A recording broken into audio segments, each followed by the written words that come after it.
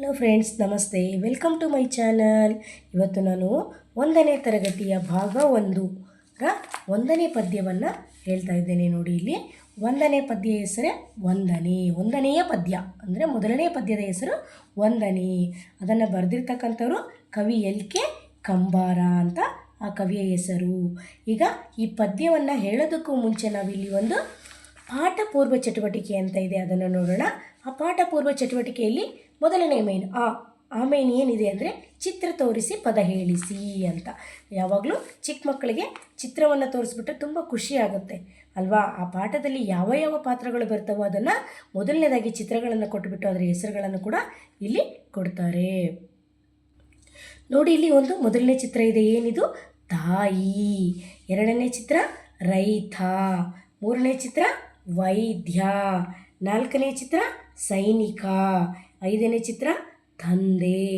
ಈ ಎಲ್ಲ ಪಾತ್ರಗಳು ಕೂಡ ಆ 1ನೇ ಪದ್ಯದಲ್ಲಿ ಬರುತ್ತವೆ. ಆ ಪದ್ಯವನ್ನು ನೋಡೋಣ ಇವಾಗ. ಇಲ್ಲಿ ನೋಡಿ, ಈ ಪದ್ಯವನ್ನು ಹೇಳಬೇಕು ಮೊದಲನೇದಾಗಿ ರಾಗವಾಗಿ. ಹಾಗೆ ಮಕ್ಕಳಿಗೆ ಹೇಳಿಸ್ಬೇಕು. ಮಕ್ಕಳಿಗೂ ಕೂಡ ನವಮಾಸ ಹೊತ್ತು ನನ್ನನ್ನು ಹೆತ್ತು ಸಾಕಿದ ತಂದೆಗೆ ವಂದನೆ. ಏನು ಹೇಳ್ತಾ ಇದ್ದಾರೆ ಕವಿಗಳು ಮಗುವಿನ ರೂಪದಲ್ಲಿ?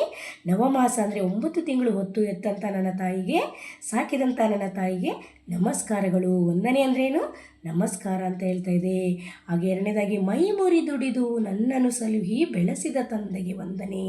ನೋಡಿ, ಕಷ್ಟಪಟ್ಟು ದುಡಿದು ನನ್ನನ್ನು ಸಾಕ್ತಾ ಇರೋ, ನನ್ನನ್ನು ಸಲುತ್ತಾ ಇರೋ ನನ್ನ ತಂದೆಗೆ ನಮಸ್ಕಾರಗಳು ಅಂತ ಹೇಳ್ತಾ ಇದ್ದಾರೆ ಕವಿ. ಯಾವ ರೂಪದಲ್ಲಿ?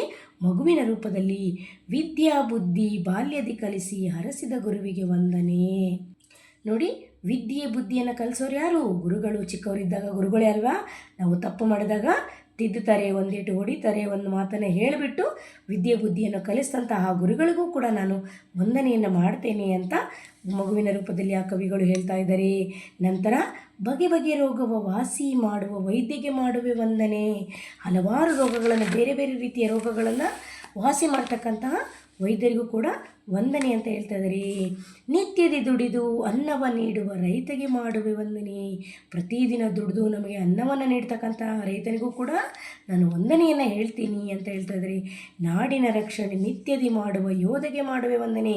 ನಾಡಿನ ರಕ್ಷಣೆಯನ್ನು ಯಾರು ಮಾಡ್ತಾರೆ?